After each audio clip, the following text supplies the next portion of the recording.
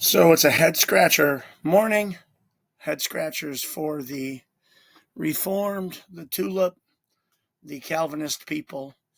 The word dead, does it really mean totally dead, totally unable, totally reprobate?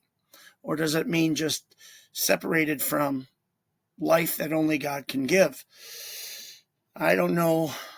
I'm not a professional study guy, but I went to a few verses where the word dead could be metaphorically used, and I'm looking at definitions from Vines, from King James, on the Blue Letter Bible. Metaphorically, spiritually dead, destitute of life, one that's devoted to God. It's still in its trespasses and sins. Inactive, it doesn't sound uh, unable. It doesn't sound totally gone. It sounds like you're spiritually separated. Destitute of force, unable to provide power, inoperative, but not totally dead or totally unable. So does dead really mean dead, corpse-like, unable to respond to anything? When you go through other verses that use dead in the same metaphorical way, you see that even Jesus right here in Matthew 8:22 says, "Follow me and let the dead," wait, the corpse-like, bury the dead?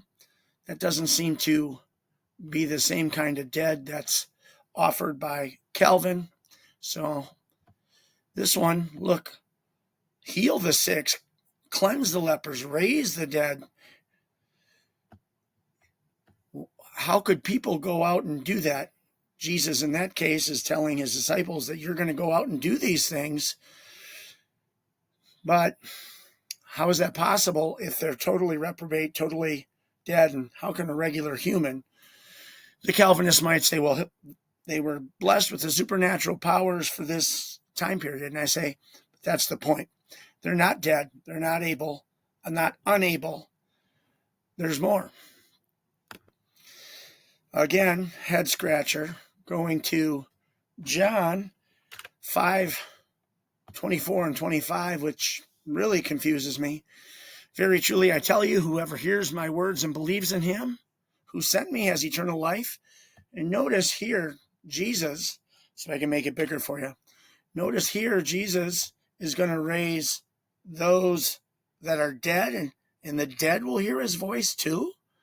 Wait a minute. I thought the dead could only hear if they were regenerated and elected, yet both are going to hear the powerful word, the voice of Jesus. How is that possible if it's impossible for a spiritually dead person to hear spiritual things? I'm pretty sure that the parable of the sower throws a wrench into the Calvinist tulip party, in that 3 of these sprang to life. One was eaten, the seeds were eaten along the pathway, but the other 3 sprang to life. Well, how was that possible? How could they come to life if they weren't elect?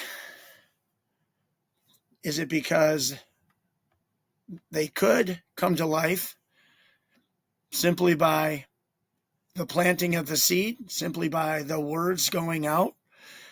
Does that mean anyone could come to life by hearing and believing the word? And it's not some special miracle regenerative work prior to hearing the word or prior to placing our mesial, minuscule, insufficient faith in Jesus, and then, of course, Jesus' faith being perfect and sealing the deal for us. How about this one? If dead means dead, why in Romans does it say right here that we're no longer alive to sin, but we're dead to sin? Speaking of believers, well, wait a second. I know I sin. I still get angry sometimes, and sometimes I let a bad word slip out in my anger. And seems to me that if we were If dead meant dead and unable to do anything, that this dead right here would mean that I'm also unable to sin, unable to commit crimes against the Lord now that I'm a born-again believer. But that's not true. We all know that's not true. So the head scratcher of the morning is, does dead really mean dead the way the Calvinist tulip reformed people use it? Head scratchers abound.